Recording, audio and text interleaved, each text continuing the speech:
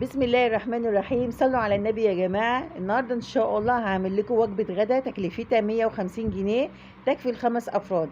الفيديو اللي فات عملت لكم وجبة الغدا تكلفتها كانت 200 جنيه تكفي ل5 أفراد، وإن شاء الله هعمل لكم برضو وجبة غدا تكلفتها 100 جنيه و50 جنيه كمان تكفي ل5 أفراد. صلوا على النبي وزيدوا النبي صلاة كده، وتعالوا نشوف وجبة الغدا بتاعتنا النهاردة كلفتها 150 جنيه إيه وكمان تكفي ل5 أفراد. معايا هنا صينية الكبدة دي، ولا تقولي لي كبدة الفلاح ولا كبدة اسكندراني، صينية كبدة كده بإيه مخربشة كده محبشة في منتهى الجمال. أول حاجة أنا معايا هنا 100 جنيه كبده ايه مستورده، جبت 100 جنيه لان الكيلو منها 150 جنيه، اديته 100 جنيه وقلت له انا عايزه ب 100 جنيه كبده.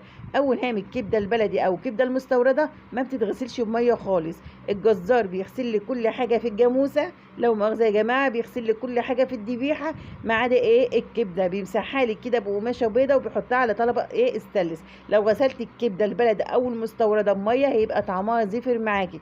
اول حاجه انا جبتها في مصفى بتاعه الطماطم، قطعتها صوابع زي ما انت شايفه كده، وحطيت عليها نص كوبايه من اللبن، وعصرت نص بتاع حوالي ليمونه كده كامله عليه، وسبتها شويه على ما اجهز التتبيله بتاعتها. طب ايه هي التتبيله بتاعتها؟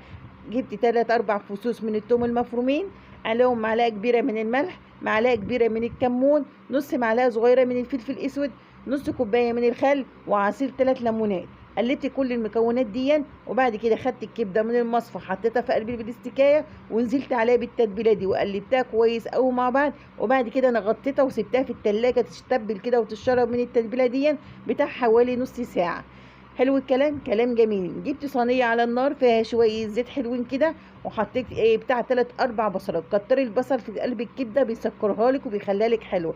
3 4 بصلات قطعتهم جوانح، وبعد كده سبتهم لغايه لما يتبلوا ويصفروا، ونزلت بعد كده بالكبده طشتها عليه تطلع في منتهى الجمال معاكي. طشي بقى الكبده بالخل بالحاجه اللي احنا عملناها كده هتبقى حلوه قوي. قلبت كل المكونات الكبده مع البصل، وبعد كده نزلت عليها بالفلفل الاخضر وفلفل الالوان، وكملت بقيه البهارات بتاعتنا. حطيت لها شويه من الكمون، شويه من الكزبره الناشفه، شويه من الفلفل الاسود، وهديت عليها النار لغايه لما تستوي وتطلع معاكي في منتهى الجمال. دي اول حاجه. تاني حاجه انا عملت هنا جنب منها كيسين مكرونه اسباجيتي كانوا ب 25 جنيه، وباكي صلصه من ابو 5 جنيه، يبقى كده وصلنا الحساب كام؟ 130 جنيه، وب 10 جنيه كمان طماطم، ادي كده 140 جنيه. وبال5 جنيه التانيه جبت بقى فلفل الوان، وال5 جنيه التانيه جبت بوم ربطتين جرجير وزودت كمان عليهم جنيه، يبقى كده الاكله بتاعتنا كلفتنا 150 جنيه وتكفي ل5 افراد. وفي منتهى الجمال. عندك حته مخلل ماشي، عندك عايزه تعملي سلطه الطحينه ماشي.